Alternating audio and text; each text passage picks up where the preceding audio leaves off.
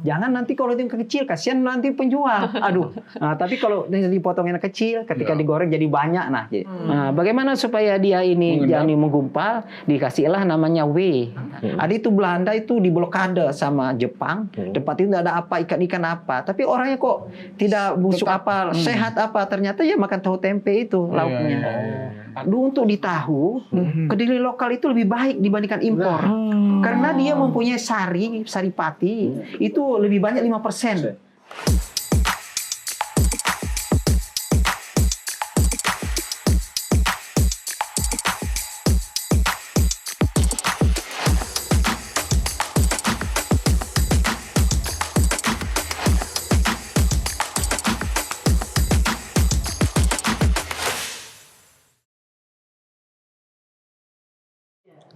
Bisikers, selamat datang di Bisik. Bincang asik.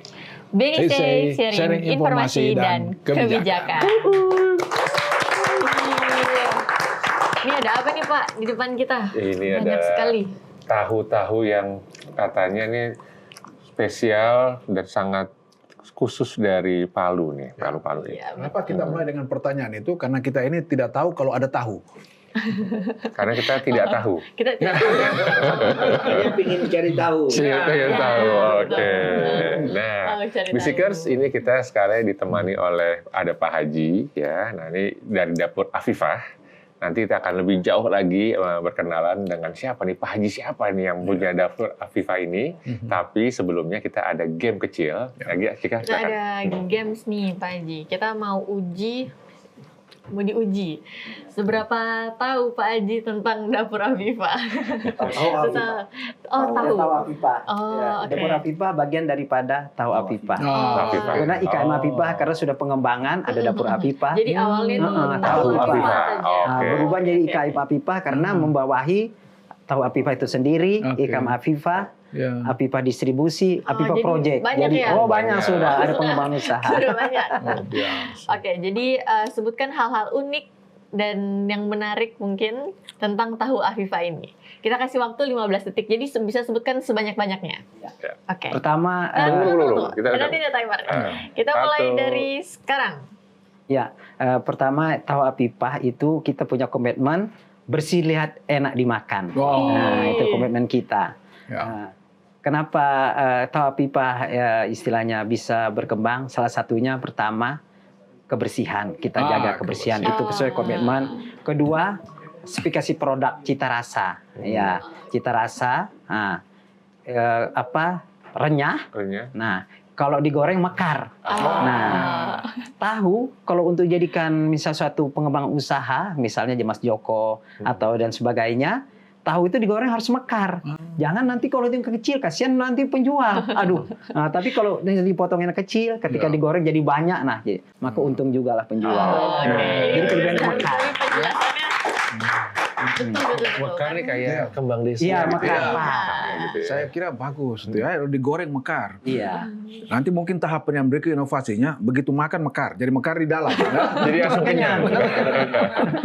Baik, Bisikers, kita mau tahu lebih dalam, tapi yang cocok memperkenalkan Pak Haji adalah Pak Suparman, karena beliaulah yang memotivasi awal ya, dan menemukan bakat-bakat dari Pak Haji. Silakan Pak Suparman. Baik, sebenarnya awalnya ini kami di tim produktivitas daerah ingin menilai usaha-usaha atau industri yang sudah berkembang. Kemudian salah satu terlist itu adalah Pak Haji Sabran. Haji Safran. Kemudian dari situ kami menemukan beliau dengan usaha awalnya itu semua menggunakan tenaga manusia.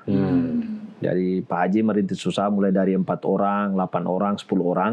Sekarang sudah 50 orang. Ya, 50 orang. Dan berkembang itu dari usaha menggunakan tenaga manusia, sekarang semua mekanisasi. Dan penting sekali di situ adalah kebersihan. Tadi apa yang disampaikan, karena industri tahu ini kan bersentuhan dengan tangan. Dari selama ini kalau industri rumah tangga. Nah, makanya tahu higienisnya ini kebetulan juga terstandarisasi sehingga Pak Haji terpilih, kemudian kita ajukan secara nasional. Dari situ kemudian kita bina, kita berikan masukan. Jadi sebenarnya secara advice saja. Pak Haji kalau mau usahanya berkembang, tidak boleh gunakan lagi tangan manusia. Mungkin 10-20% boleh, tapi sebaiknya menggunakan alat. Nah, dari situ kapasitas produksi usaha dari Pak Haji ini berkembang. Dari hanya sekitar 2 ton, sekarang sudah 4 ton. 4 ton. Sekarang 4 Yang ton per hari. per harinya. Iya, bahkan bisa mencapai Per 5 hari. ton. Bahkan 5 ton. Bisa, tapi rata-rata 4 ton per hari. Ya. Dan sudah menguasai 40% Pasaran pasar tahu di Kota Palu. Di Kota Palu. Iya. sekitarnya. Iya, seluruhnya. Berarti nggak boleh ada ini inflasi Pak tahu ya, nggak Iya. boleh ada sih. Begitu Pak Haji tidak berproduksi 1 hari, ini hilang di pasar. Bahaya ini. Iya. Aduh. Oke. Karena makanya Pak Haji ini tidak ada libur. Dia menggunakan shift. 4 orang shift. Berarti Pak Ya. Haji ini tidak boleh ada kalender di rumah. Iya Kalau bahaya. ada tanggal merah. Liburnya hanya setahun 7 kali. Apa itu? Oh. 2-3 hari Lebaran, 3 Idul Fitri. hari libur Idul Fitri, 2 hari Idul Adha, Cuma, 1 hari tahun baru. Heeh. Nah itu liburnya. Itu aja Iya, ya. liburnya. Jadi nggak boleh kita libur bersama itu. Libur karyawan tetap, Ya. artinya Tapi berganti jatahnya shift ya 1 bulan tuh kira-kira 4 ya. kali, cuma gantian liburnya. Oke. Oh, Ada gantian shift-an. liburnya. Ini namanya Dapur Afifah, tahu Afifah. Iya, toh Afifah. Siapa Afifah itu? Iya, siapa Afifah Afifah itu nama putri. Ah. Jadi ketika saya ini kan dulu sebelum terjun dalam dunia wirausaha, karyawan di sebuah perusahaan. Nah, terus yang anak-anak, ada anak saya yang pertama kedua, nah itu dibesarkan lewat kerja. Nah ini bilang saya, sekarang saya nama usaha ini Afifah. Artinya ngasih makan. Yang ketiga berarti? Yang ketiga. Yang ketiga. Nah, semoga juga berkah nih istilahnya dengan namanya ini. Kalau kakaknya tidak jealous, tidak cemburu. Tidak. dipakai. Nah, sudah tahu juga kan karena waktu itu juga masih kecil-kecil, dia juga masih bayi waktu itu. Jadi anak terakhir. Tidak, Ada lagi. terakhir ya? ada lagi yang keempat. Oh. Ada lagi yang Anak keempat. ketiga. Anak Anak ketiga. ketiga ya. Tiga, Afifah. Salam Afifah, apa kabar? Baik. Nah ini Keren, ya. ini Prof, ini luar biasa sekali Iya, Prof. luar biasa. Kira-kira gimana Prof dalam Iya. konteks ekonomi ya? Karena kan ini juga dari UMKM menjadi IKM. Iya, iya. Dan tadi terlibat, yang tadi menarik ya, mekanisasi, Iya. tapi dari orangnya 5, sekarang Iya. malah 50. 50. Jadi mekanisasi tidak juga memotong Iya. sumber tenaga Iya. kerja Iya. malah. Iya. ya. Saya mengulangi apa yang disampaikan oleh Manggeroni pada tahap pertama tadi itu 5K ya. 5K, Nah, ya. Jadi kuantitas, kualitas, kapasitas, kapasitas, kontinuitas, Kemasan. apalagi itu kemasan ya. Saya kira dipraktekkan di Benar sini. semua. Oh, benar. Semuanya di ada sini, di ya. sini. Tentunya beliau tidak mudah juga ya Iya. start dari awal itu kan gitu. Sebenarnya apa namanya itu tahu ini itu puluhan tahun yang lalu itu pemerintah Sulawesi Tengah ini mendatangkan para apa namanya itu Boleh bikin iya yang datang dari Iya. kita punya link sambil. Pak Haji Iya. Pak Haji tahu ada link kita di tol Iya, itu. betul. Itu puluhan tahun lalu. Iya, didatangkan, iya. Itu bukan bagian dari itu, tidak ya? Bukan. Oh, oke. Udah betul kenal beliau, jadi Heeh. karena apa sama pengrajin tahu, jadi kenal Pak Haji Oke. Solihin ya gitu. Oke. Ya boleh kata orang tua angkat juga lah itu beliau. Iya. Karena itu proyek besar Iya. dulu. Oh, pernah ada. Di Iya. Tondo itu. Ada Oke. ini Puluhan ya. tahun yang lalu oleh pemerintah Tengah untuk menggerakkan UMKM di Sulawesi Tengah. Jadi bukan hanya tahu tapi berbagai macam usaha itu kira-kira Dan ini saya sebagai pelajaran jadi sejarah. penasaran juga, Mm-mm. Pak Haji, ini untuk buat tahu ini, berapa prosesnya seperti apa sih dari awal itu? Iya. Awalnya itu dari kedelai kan? Kedelai. Gimana Jadi, bisa cerita? ya. Baiklah, saya sampaikan. Jadi proses pembuatan tahu itu bahan utama itu ada kedelai, ya. Itu bahan utama. Nanti ini bahan penolong air. Air. Nanti kemudian ada lagi penggumpal, kogalan namanya itu wei. Jadi berupa apa air tahu orang sebut itu ya, bukan air tahu tapi wei lah kalau bahasa di akademisi. Nah, jadi pertama itu ditimbang lah, artinya kita membuat itu kan satu kali proses misalnya ditimbang lah. Kalau di apipah itu sekali proses itu 16 kilo setengah itu ditimbang. Setelah itu dibuat dalam bak itu langsung, kemudian dibersihkan, disiram langsung, keluar yang kotor-kotoran timbul yang biasanya ada cabang-cabang apa. Sudah murni kedelai direndamlah kurang lebih 2 jam perendaman. Setelah itu dibuang airnya, tiriskan, dicuci lagi bersih, masuk proses selanjutnya. Tadi proses pembersihan, proses perendaman, proses namanya penggilingan.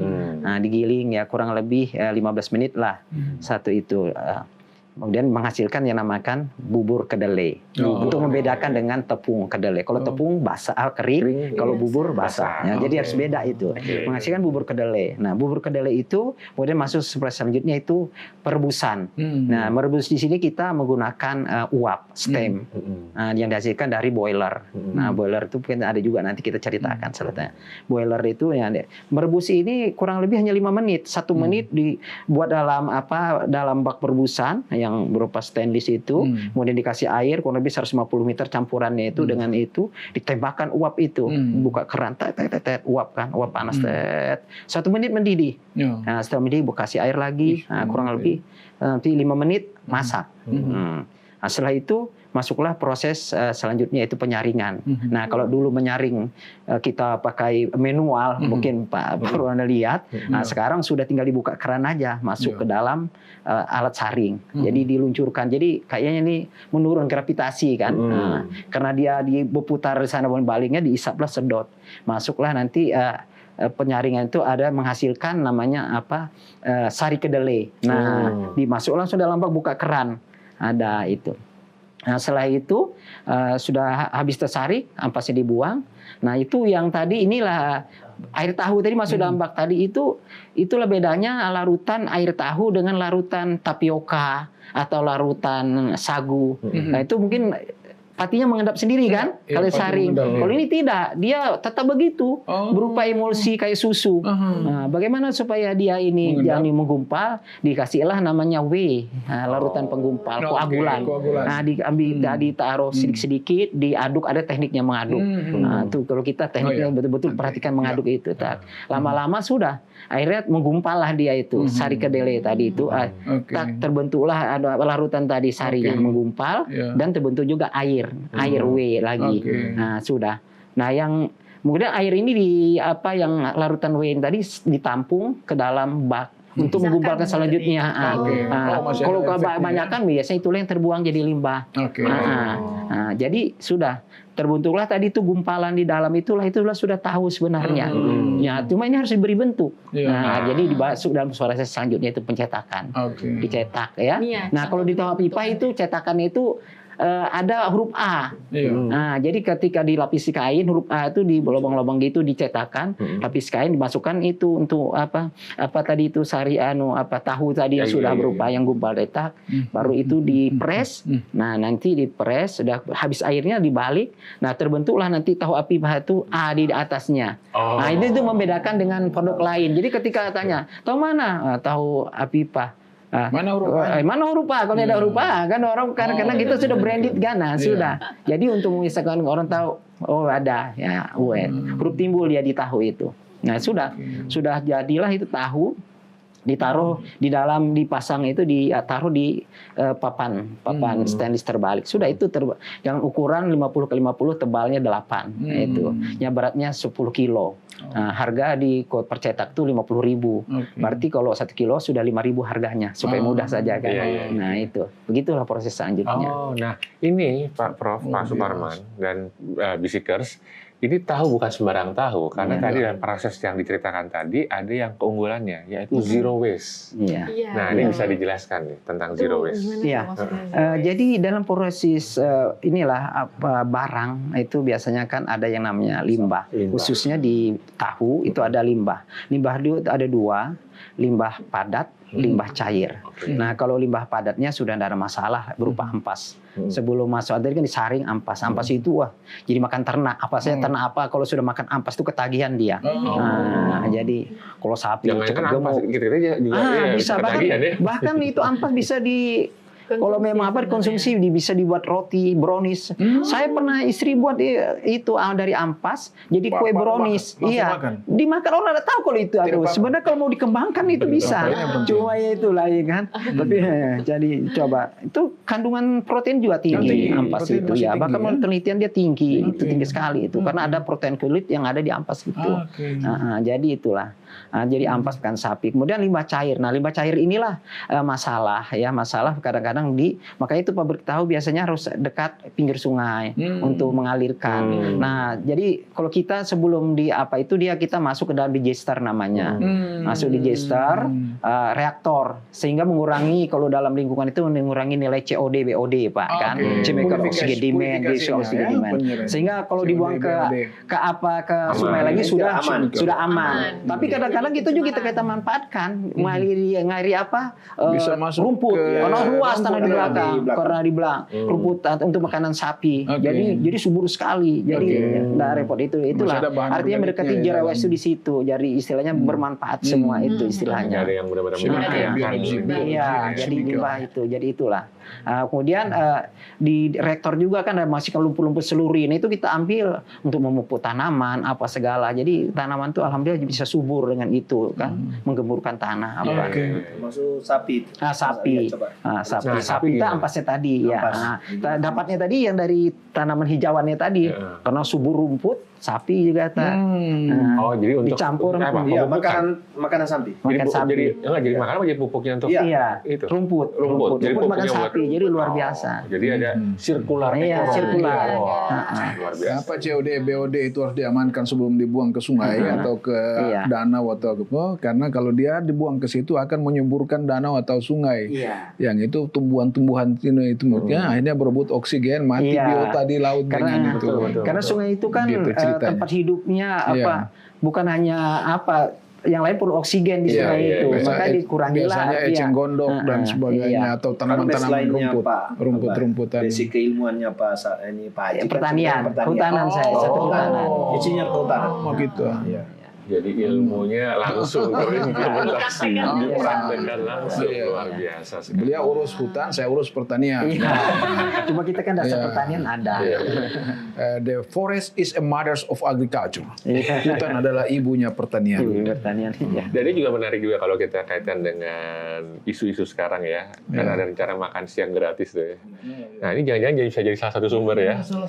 Lauk untuk makan siang. Termasuk ampas tadi bikin roti itu. Jadi ini tahu. Kandungan tahu. Jadi tahu itulah ada mungkin Bapak ya. Ada saya bilang boleh katakan keajaiban kedelai. Jadi satu-satunya tanaman yang kaya akan protein itu kedelai. Jadi kalau penelitian dia itu proteinnya itu 4 kali protein telur, 2 kali protein daging. Kandungan. Iya. Luar biasa ini kedelai. Jadi makanya itu kedelai kalau kita busuknya itu busuk sekali berbau. Nah itu karena hanya mungkin karena protein tadi, amoniak tadi, protein itu tadi. Beda kalau hanya mineral kan kayak sayuran biasa. Mungkin tidak terlalu berbau. 2 kali telur. 4 kali telur, 2 kali daging. Protein daging. Jenis kacang-kacangan. Yang saya ada protein nabati. Tapi artinya kalau di-compare dengan tempe gimana? Iya sama. Makanya itu ada pernah cerita kan di zaman Jepang, ada itu Belanda itu diblokade sama Jepang. Tempat itu tidak ada apa ikan-ikan apa, tapi orangnya kok tidak busuk apa, sehat apa, ternyata ya makan tahu tempe itu lauknya. Artinya nggak bisa gini, kalau antara tahu dengan tempe sama atau untuk prosesnya segala tidak sama. Kenapa pilihnya tahu nggak tempe? Itulah. Itu tempe. Kenapa ya pertama kalau tempe itu kan Pak menghidupkan jamur. Kita tahu itu mungkin 4 hari 3 hari kemudian baru tahu itu jadi enggak. Kalau tahu kan langsung kita ada tahapan yang berbeda. Bisa gagal kalau fermentasinya apa pun apa. Jadi itu. Ini Prof ini jadi kedua, pengusaha tempe itu mudah. Mudah apa artinya siapa aja bisa melakukan. Jadi suatu usaha itu kan Persaingannya ada lebih ya ini ya. persaingan. Jadi kita tuh, saya dulu pertama unggul tuh banyak secara komparatif saja dulu. Kita ada, orang tidak ada. Nah, seiring perkembangan kita menguasai apa betul, biar orang ada apa, berarti saya unggul secara kompetitif. Iya, Jadi sudah ada selangkah pertama dulu. degree komparatif dulu kita, nanti akhirnya degree competition. Betul, Iya, betul. kan, Ini itu. bahasa lain dari the only one, the number Padahal one. pengusaha tahu loh, Iya. tapi isi ilmunya luar biasa. Pasti tahu segalanya. Karena dia Iya, tahu, tahu. benar. Kalau tempe nggak tahu semua, ya, betul. Sedangkan dia tahu bikin tempe. Kalau Iya. tempe nggak bisa bikin Tahu, tahu. tempe belum tentu bisa bikin Tapi, tahu. tapi tadi betul yang Pak Haji bilang, tempe itu gak mudah karena kita di sekolah juga Iya. prakteknya pasti kan Oh, buat iya. Ada tempe. tempat sedikit Buat aja bisa apa, orang iya. olah. Sehingga mungkin kalau apa orang menjamur pembuatan, kita tuh jangan usaha yang artinya pertama yang tingkat kesulitan yang lebih berat itu kan persaing kurang, ya. Jadi persaing kurang itulah kita. Nah, jadi, Padahal kalau kita- ketika kita menguasai itu betul dengan apa, otomatis biar ada pesaing lagi, tapi kita sudah dua. Udah ini ya. Kalau di manajemen strategi namanya Blue Ocean dan Iya. Red Ocean. Red Ocean. Di- Pak Haji masuk ke Ya, Blue Blue Ocean. Ocean. Ya. Oh, luar biasa. Nah, tapi ini ngomong-ngomong tadi, kenapa di Sulteng masih ada ngomong stunting ya? Padahal ini sebenarnya kan sumber protein Oke, tinggi. ya, sama-sama protein. Apa kita kurang banyak makan tahu atau tahunya masih baru di Palu ya, belum sampai keluar? Saya kira Gizi. tahu ini Pak sudah sampai ke gunung-gunung. Udah sampai keluar Orang-orang kan? dah itu sudah tahu Oh, sudah kena banyak semua yang yang suka, ya? apa iya. Oh, luar biasa. Berarti ini Tapi harus insya Allah ya. Kapasitasnya mungkin Iya, makannya mungkin makannya. caranya. seminggu sekali Iya, baru makan atau tidak Iya. sering. Ya. Mungkin yang belum tersentuh di diskusi kita ini adalah tentang bahan baku. Nah, ya. Iya. Sumber ini Pak. Iya, iya. Sumber Dari- kedelainya sendiri benar. itu datang dari mana, disiapkan di Iya. mana dan sebagainya. Itulah ini kita sebenarnya kedelai ini Indonesia kan negara agraris. Tapi ya ironis juga memang kita 70% masih impor kedelai. Oh, Nah itulah. 70% Jadi ya. apalagi dengan tahu apipa dan produksi skala besar itu otomatis untuk menggunakan lokal itu tidak cukup. Berarti kita ke impor. Tapi alhamdulillah artinya kita juga membina petani-petani. Nah, jadi ada memang suatu saat impor itu susah karena kita bina petani. Dari petani banyak Pak. Jadi kita tidak kekurangan. Salah satu waktu kita ditanya Mana dulu. sumbernya sekarang Pak Haji? Yang kita Gimana bina sekarang? itu Yang dari sekarang di ini. daerah daerah Biromaru, Iya, Sigi, sampai ke Bangga, sampai ke itu kita datang terus, kemudian ke Poso juga ya sampai ke Ampana. Oh, Kita keren. kasih bibit itu Pak. Bahkan kita bina, kita perkenalkan sistem tanam pakai mesin yang dulu nugal tapi pakai mesin sudah kita. Nah Yang itulah. membina ini Pak Haji sendiri yang Iya, kita sendiri. membina. Kita sendiri yang Menjaga bina. supply chain dari Supply itu produk tadi, ini. iya. Pak Haji. Jadi alhamdulillah artinya 1/4 itulah kita bisa sudah dipenuhi oleh Tidak dengan dinas pertanian ikut serta. tidak. Keren. Jadi sudah Mandiri 1/4 berarti. sudah dari petani sudah mensuplai kita. Berarti yang lainnya masih impor. Iya, yang lainnya masih impor. Impornya Karena dari mana? tiap hari Impornya 4 itu sebenarnya ton. sih dari USA, tapi kita Amerika. lagi importir Amerika ya. Memang dari dulu memang. Dari dulu. Kita masih punya sekitar 4 ton, Amerika itu sudah 15 ton per hektar. Iya. Ini Produktivitasnya. apa proses penanaman kedelai memang susah di Sulteng? Tidak juga Pak. Enggak sebenarnya ya. Tidak. Cuma Justru orang belum terbiasa. coba iya, mungkin makanya kita kasih perkenalkan mereka sudah kenal. Itu dulu mereka mau nanam di mana pasarannya. Nah itu juga ya pemasaran. Sekarang Oh, iya, dengan iya, kita langsung kita anukan, mereka sudah yakin. Oh, ini Tapi keren. alhamdulillah sekarang artinya sudah semangat mereka. Keren. Satu hari bisa 100 kilo, ada 300 kilo keren. datang dari berbagai tempat. Kita terima terus. Keren, Tidak keren, pernah kita keren, apa. keren. Dan kita selisihkan harga. Kalau impor misalnya harga 13-12, dia 11 karena distribusikan dekat. Lebih dekat. ya. Tapi secara kualitas antara impor sama ini sama. Sebenarnya untuk di tahu, kedelai lokal itu lebih baik dibandingkan impor. Karena dia mempunyai saripati itu lebih banyak 5%. Sasi dari kita yang kita dibandingkan impor. Kedua kita rasa. Kita rasa lebih enak, dia lebih gurih. Ya itulah. Kalau impor itu ada namanya asam alami. Kondisi tanah ya. Kondisi itu. Sebenarnya lebih baiknya itulah. Ini sebenarnya juga ada itulah yang menurut saya sebenarnya keunggulan lokal dari kedelai untuk Tadi tahu. mungkin digagas itu Pak. Kalau gitu Untuk saya- pembinaan itu. Kita harus pada pembinaan. ya. Iya. Biar Bisa. hulunya makin Iya. Jadi Match nanti antara kita petani kurangi dengan- sampai mendekati 100%. tahun pertama Pak ya, waktu kita produksi sampai 1 ton aja itu di lokal terus. Tapi kan tidak mencukupi iya, nggak cukup. dengan adanya. Jadi impor tuh masuk. Tadi Kayak Biromaru apalagi Biromaru sampai ke Poso. di Pokoknya Naputa Sigi, ada kemudian Sigi. Poso itu. Iya, bisa juga dari Parigi, Pantai Barat. Parigi. Masuk iya. Gitu. Tapi Itu sporadis kalau masuk. di totalnya itu bisa ditahu berapa hektar semua totalnya yang dibina itu? Sebenarnya kan produksi kedelai itu kan masuk kalau kita ini rata-rata 1 hektar tuh saya lihat ya di 1 ton kok 1,2 lah. Oh, kecil sekali. Kecil sekali, belum bisa itu. Tapi tadi kan sehari 5 ton. Berarti butuh berapa ton untuk sumber? 4 ton. Jadi kita itu bayangkan sementara ini 1/4-nya itu lokal. Sampai 4 kontainer itu 23 kali pas 52 ton itu datangnya dari Jawa, dari luar. Kan tadi untuk memproduksi ini kan 5 ton per hari, 4 ton per hari. Itu butuh berapa kedelai berapa ton? Butuh kedelainya berapa? Pokoknya kalau butuh misalnya dari produksi. Nah, kan produksi kan udah 4 ton. 4 ton 1 hari. 1 hari. Butuh berapa kedelai? Pokoknya 1 bulan tuh kita masuk ke paling sedikit tuh harus 120 ton. 120 ton. 1 bulan. Begitu Pak, saya OTW Bahkan 150 harus ada stok. Tanam kedelai. 150 ton. Jadi stok di itu harus ada terus gudang. Jadi ketika bentuk stok setengah sudah masuk lagi. Yang sampai itu 1/4-nya dari lokal. Dari lokal. 75% sedikit sekali, dari 75%. Nah, jadi 120 tuh seperti 30 ton, sedikit sekali. Peran pemerintah, dinas pertanian di mana ya? Tadi semua usaha di Sulawesi Tengah khususnya kelemahannya di situ. Di supply chain dari bahan baku materialnya. Lemah. Baik, kita luar biasa. biasa. Salah satu pertanian. Kerja sama dengan SAI dan BI, dengan kita pertanian harus apa yang bisa kita mengangkat lakukan ya?